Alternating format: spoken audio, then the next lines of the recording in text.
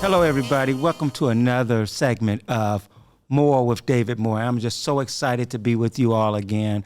Every time I get to come to the community, tell you all what's going on in the community, it just makes me so excited. There's so much, as you know, that's been going on throughout the city and also throughout the county. I'm going to cover several topics today, many, and all that are very important. So let me tell you about some of the things we're going to be talking about today. We're going to talk about what's going on at City Hall.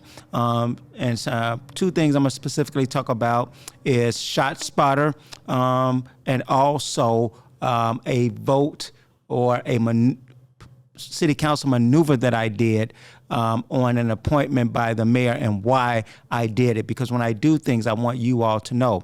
Also, we're going to talk about the changes that I've made in the county since the passing of our beloved Karen Yarbrough. You know, Cook County clerk Karen Yarbrough passed away, and it triggered some different appointments that needed to be made. And so I need to let you all know how that impacts us and how, as your committeeman, that I approached this particular situation.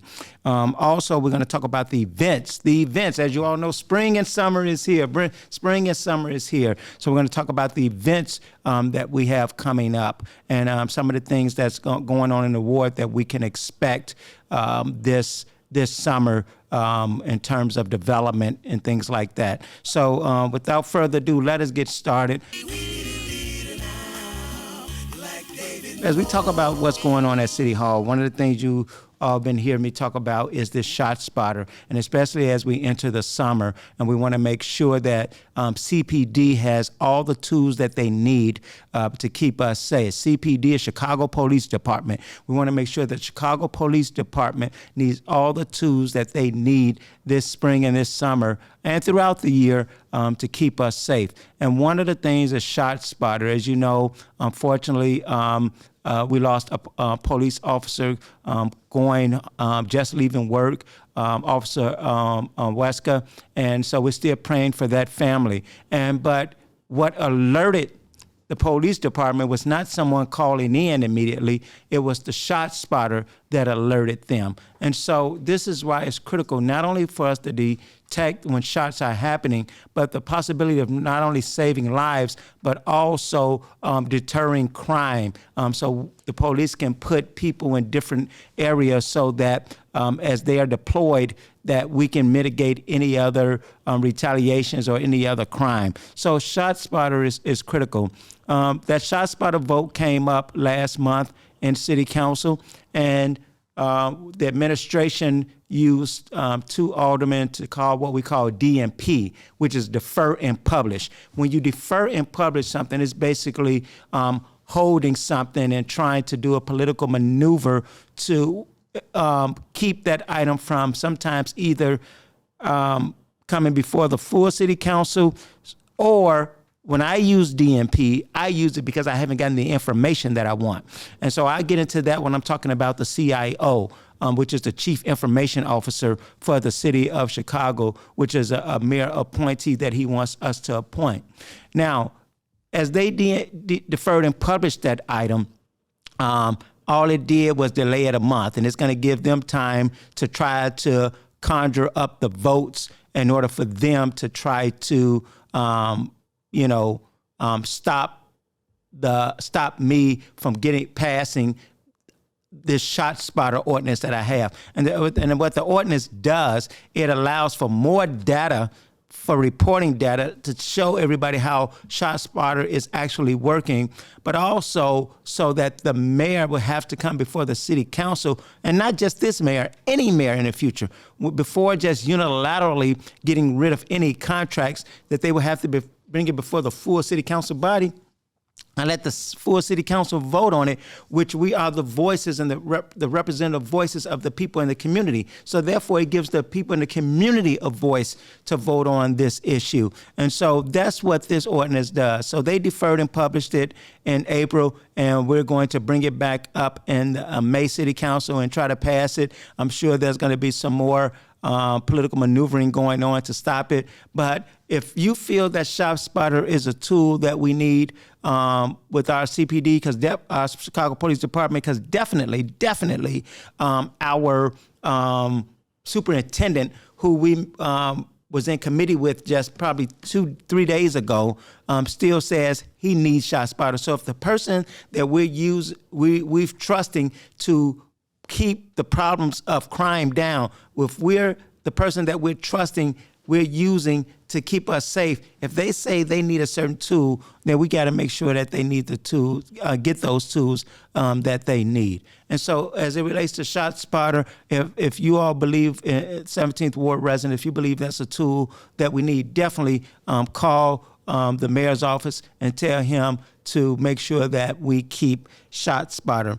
The item that I deferred and published, I'm a strong believer that any administration, meaning any mayor when they get in office, has the right to put their team in place, okay? But that's given the fact that those team members are, one, qualified, and two, that they are serving the entire city of Chicago, that they are looking with a lens towards equity in contracting and in hiring. So the mayor's chief information officer, who he wanted to appoint at some of the final days, I found out some things from some of our black contractors and employees within the chief information officer's office that wasn't kindly and friendly to the black community, one from a contracting standpoint and one from a hiring standpoint, especially in management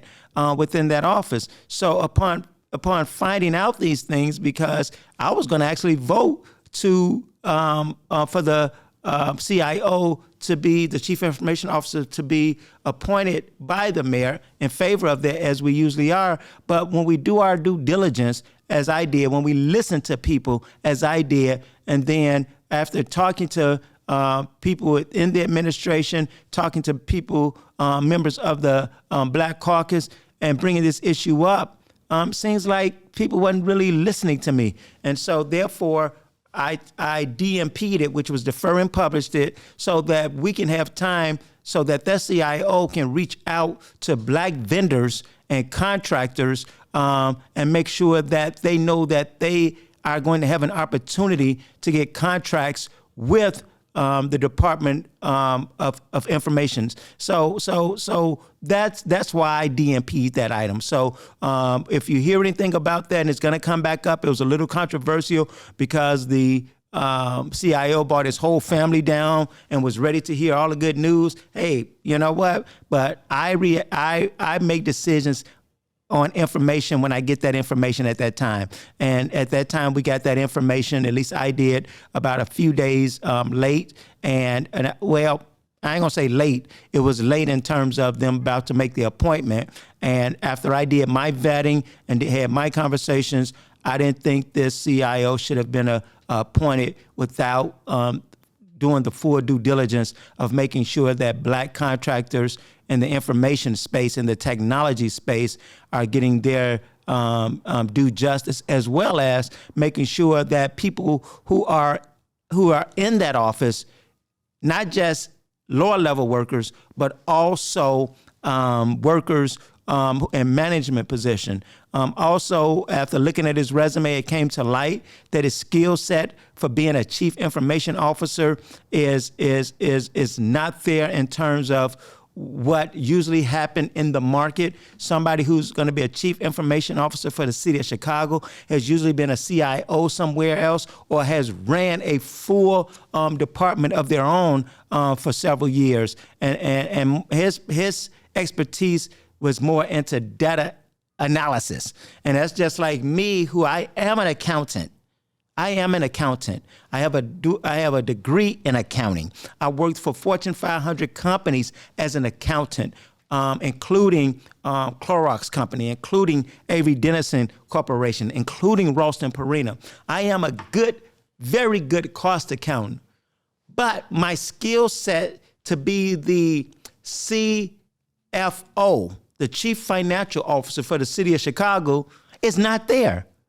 So everybody may like me. I may be an accountant. I may have a background in doing financial analysis and all that, but I don't have the skill set and the experience to be the CFO of the city of Chicago. And this is a similar situation. This is a person who has analytical data skills, data analysis skills, all of that, but doesn't, when you look at the resume, does not have the resume to be the CIO, the Chief Information Officer for the city of Chicago. And so that's why I deferred and published that item. And yes, I'm not happy about the fact that all his family came down, that his friends were there, but based on when I got the information, I can't make decisions based on somebody's family being there. I have to make decisions what I believe is best for not only citizens of Chicago, but definitely my constituents in the 17th Ward. So I just wanted to explain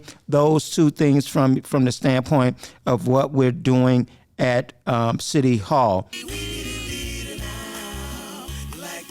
As you all know, the great Karen Yarbrough passed away, served as clerk of the court, clerk of Cook County for several years, but she was the recorder of deeds for many years, also a former state representative, very well qualified and a great person to work with. Unfortunately, she passed away, and that left several positions to come forth. One, her committeeman's position.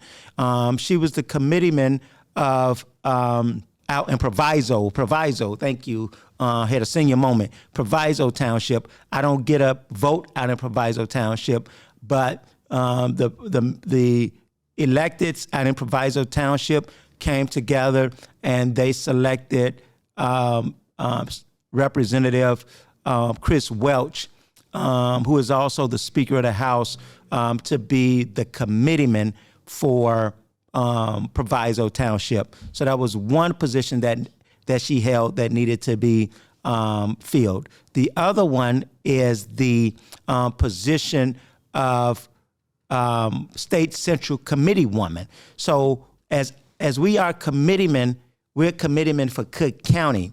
Then there are State Central Committee men and State Central Committee women at the state level who make decisions at the state level when it comes to appointments, as it comes to different political things at the state level. So each congressional district gets one woman and one man. For the first congressional district, which I live in, although my ward hit 3 different congressional districts, the first, which is Congressman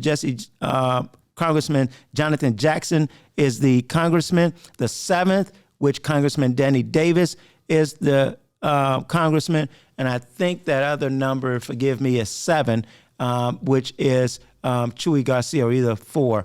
I always forget that number. I should know it by heart.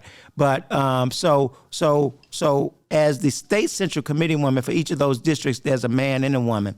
For the 7th district, Karen Yarbrough was the State Central Committee woman, and therefore that seat had to be filled. So several women vied for that seat, including Alderman Emma Mitz and some others. And so Alderwoman Emma Mitz ended up being the person.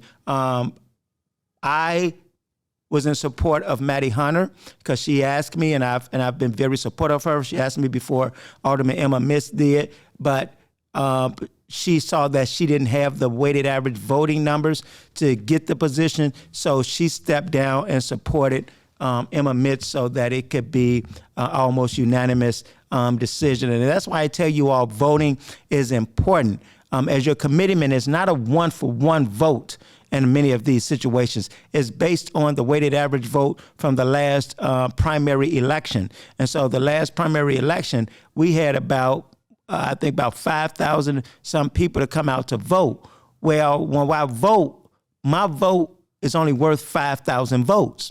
Somebody else vote may be worth 6,000 votes. Somebody else vote may be only worth 1,000 votes. And that's dependent upon how many people came out to vote in that primary election. So for my vote to be strong enough, we must get to the polling places, you all. We must increase our voting numbers. Otherwise, definitely the suburban numbers, who are larger because they are townships, they generally have larger numbers, like Thornton and Proviso Township, because they're committeemen of a township, where I am a committeeman of a ward. You know what I'm saying? But yet it can be representative that we can still get the numbers that they get, because we have some high numbers as well in terms of voting population. So when we talk about 15,000 registered voters and only 5,000 coming out to vote, we have some work to do. So we got to get into those double digits, you all, so that our voting power as your committeeman can mean something, which means your voice means something. And so for State Central Committee woman, congratulations to Emma Mitz for getting that position. The third position, which resulted from the passing of State Representative Karen Yarbrough, was her Cook County clerk position, which is a major position. So again, other people vied for that position, including Napoleon Harris, State Senator Napoleon Harris, Cook County Commissioner Donna Miller, and Cook County Commissioner Monica Gordon, and Cook County Commissioner Morrison. There were several people that vied for that position. And again, it was based on weighted average vote, not a 1-for-1 for the committeeman. And so we got together, and Monica Gordon ended up securing enough votes to be the fill in the remaining 2 years of the clerk's position. Karen Yarbrough's assistant, Mr. Giles, Cedric Giles, was voted in to fill out the remaining of her term up until November, into the election. So I shouldn't say her term. I should have just said up until the November election, when we as Democrats had to put somebody on the ballot. So of course, a Republican can run, a independent person can run, but Monica Gordon will be the person that's on the November ballot on the Democratic ticket to replace Karen Yarbrough. And so that's what happened these past couple of weeks. And so we wish Monica Gordon well. We will be supporting Monica Gordon on that ticket come November. And I also wish Cedric Giles very well, who will be holding the seat down up until November. And so that's what's been happening at both at City Hall that we talked about, and also from the committeeman side with these elected positions that had to be filled as a result of the untimely passing of Clerk Karen Yarbrough. I am so excited. And as I talk about these events, when we do these things, we really need you all's support. We really need you all's support. As you all know, you've heard of Christmas and Awards, which was actually the brainchild of former 17th Ward Alderman Terry Peterson, who then connected with Larry Huggins and the Rand brothers to help pull this together. And it started out as Christmas in Inglewood. Remember, we used to be up at Ogden Park giving out toys, and it got so big that it became Christmas in the wards. And now not only are we doing the all 50 wards, they are also doing the various suburbs and townships out there, just to be a blessing to so many people. So what they've done now is to expand this, not just to give out toys at Christmas time. They're now doing the Summer 50 Fest. 50 wards, one spectacular summer. It's a summer of resource fest for the entire family. So that on Saturday, May 18th at the United Center, they're going to have families coming out talking about summer programs that's going to be here for the summer, so you can put your children or you can be involved in different programs. They're going to be talking about internship and employment opportunities so that you can have those get internships for your youth and any job opportunities, not only for young people, but for some of the adults as well. We're going to have college programs out there, career planning. We're going to have trade unions out there for the construction industry. All of this on May 18th at the United Center. Educational clinics, esports challenges, so that's going to be fun for people who like different esports. Gaming design clinics, a NASCAR simulator and youth race. As you all know, we got NASCAR coming back. They're going to have different Chicago sports teams there, I believe, including the Cubs and the Bears and the White Sox. There are going to be a lot of raffle prizes, DJs, other entertainment, and a lot more. And so register online. It's going to free vent. And we know when we come downtown to the United Center, you're like, man, I ain't paying to park. Let me give a shout out. It's free parking, y'all. It's free parking. So please go to my Facebook page, go to my website. You can see it, or call my office at 773-783-3672 and say, hey, I need information so I can register. You have to register now. So you want to register for the Summer 50 Fest that's taking place on May 18th at the United Center. So I want to give a big shout out to Larry Huggins and his entire team, all our different sponsors, Clayco, the Chicago Cubs, City College of Chicago, and many other more people that at this time I don't have time to call everybody's name. But make sure you're there. Also what's coming up on May 10th. How many of you all you've been working so hard? And we all do. Everything is work. We got our phones at our fingertips. We're always working. We're always doing stuff. But our mothers, especially our mothers, who need a break as we approach Mother's Day. Big shout out to Reverend Michael Flager and St. Sabina for on May 10th. They're hosting a Mother's Day annual spa day. Purpose Over Pain is leading on it.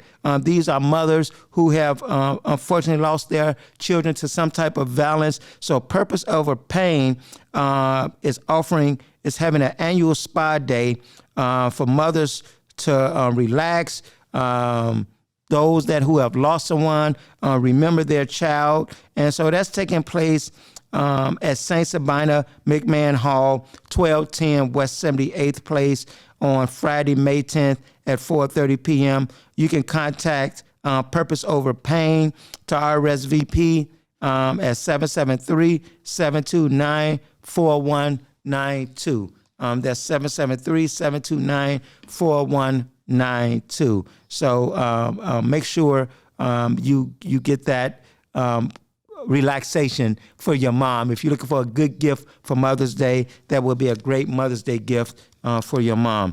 Also coming up in August, but you need to be registering right now. The activities are July 4th through August 9th, but you want to start registering now for Camp 1302. Camp 1302 Summer Camp at 1302 West 74th Street in the 17th Ward. They're going to be doing field trips, team buildings, teen camp, visual and performing arts, dance, all of that. So if you're looking for a good, fun summer camp to be a part of or for your child this summer, you want to go to Summer Camp 1302. It's going to be taking place July 4th through August 9th. And I want you to go online and register at this website, www.camp1302.org. That's www.camp1302.org. And some people we know do not have computers, but if you're watching this, you probably have one, or at least a phone. You can also call and register at 773-873-8200. Again, that's 773-873-8200 for your summer camp. And then what's coming up? You all know this is something I'm definitely passionate about. This is our 9th year, you all, our 9th year of doing the Southside Memorial Day Parade. It is the only Memorial Day parade on the South Side, honoring veterans in our communities. And so that takes place on Memorial Day, May 27th.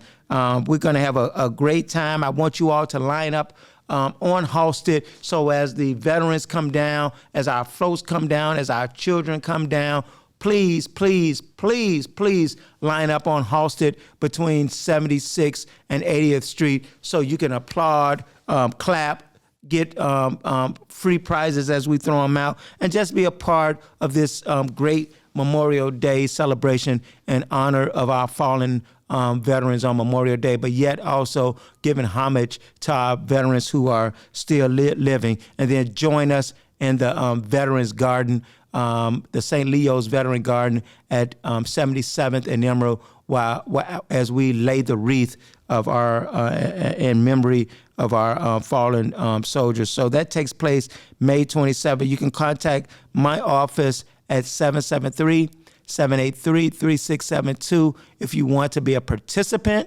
or if you want some additional information about lining up along the parade route. We want things in our community, so we have to participate in our community. I need you all. We're bringing these things that I am so excited about that we're bringing. And so I need you all to be a part of making sure that they go over well. And they only go over well with your participation. Now, before I close out, the Yellow Banana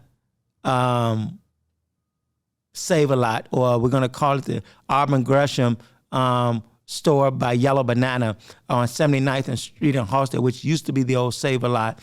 They ran into some financial difficulties, and we were supposed to have been open first around Thanksgiving and then in March, but as they ran into financial difficulties and had to, when you're developing, you start going into when you're rehabbing a facility and you find out you got more problems than you think, and it blows your budget, and you got to find additional dollars. So they were able to find those additional dollars, getting those dollars secured. So hopefully, we should have that Yellow Banana by an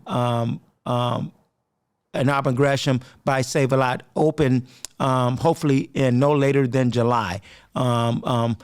That's our target date. You'll be hearing more information from me as we get a final date more secured. But now that the funding is secured, we know it's going to be open this summer. Our target date, or the developer's target date, is in July. So let's keep praying for that we can get that store open by July, so that people can again have a place to walk to, a nice grocery store with some fresh fruits and vegetables to walk to in their community. And what I'm even more excited about, you all, is the new Jerk Villa.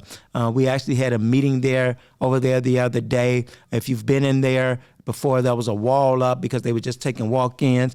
You walk in now, you're going to see that wall down, and you get a good eye of what that restaurant looked like. It's not fully open yet. We're going to do a grand opening. Right now, I'm working with the owners, and maybe end up being like a black tie event, on 79th Street, a nice black tie event of a grand opening of a great restaurant on 79th Street. The way it looked, you all, I'm telling you all, it's better than downtown. I am excited. When you walk in there and when you're sitting there, you're eating, you do not feel like you're in the neighborhood. But we want you to start feeling like you're in the neighborhood, because we can't be saying that it's just like downtown. Our neighborhood should always feel like downtown. And that's what I'm bringing to the 17th Ward. And as we work on 79th Street, as we prepare to open Jerk Villa, as well as the two new developments along 79th Street, including a sit-down restaurant on 79th and Halsted, I am just excited about what we're doing. But also as City Council, one of the things, I talked about in my last podcast, the $1.25 billion general obligation bond that was passed by the city of Chicago, a bond that would allow us to borrow so that we can do development in the city of Chicago. And my target area is West Inglewood. It's West Inglewood, 69th Street between Ashland and Damon, getting that place developed because West Inglewood has not had any development in 23 years. So these are all the things that me as your alderman, we are working on. And I just wanted to let you all know what was been going on for this past month. And I want you all involved. If you're interested in volunteering, helping us pass out flyers, please, please, please call my office at 773-783-3672. You can ask for Brittany or anybody at my office so we can make sure you get signed up to volunteer. The more people we got involved, the less work on everybody, you all. The more people we got involved, the less work on everybody, and we can get our community flying. Another thing that I didn't mention, and I'll have him with me next time, is we got a new ward superintendent. As you all know, our old ward superintendent, but is still part of the 17th ward, he's still doing some things. He got a promotion. He's so good, he got a promotion. So we got a new ward superintendent by the name of Marcus Beauchamp, who just started 2 days ago, and he's getting his training right now. But Marcus Beauchamp has been working and serving in the community well before I became alderman. He's been working with me well before I became alderman, and as alderman, volunteering. He's from the community. He lives in the community, and he's also a Simeon alum. What can I say? It's a Simeon thing. Y'all wouldn't understand. But more importantly, he's qualified. And so I'm excited to have Marcus Beauchamp coming on board as our ward superintendent in the 17th ward. And we're going to keep rolling and keep doing the good things that we're doing in the 17th ward. So if you have any questions about any of these things I talked about, please do not hesitate to call my office at 773-783-3672. And remember, teamwork makes the dream work, and you get more with David Moore. So thank you for joining us today on this segment, and I look forward to coming back to you all next week to give you more of an update about what's continuing to happen, not only within the 17th ward, but also down at City Council. So thanks again for joining More with David Moore. God bless you. Have a great day.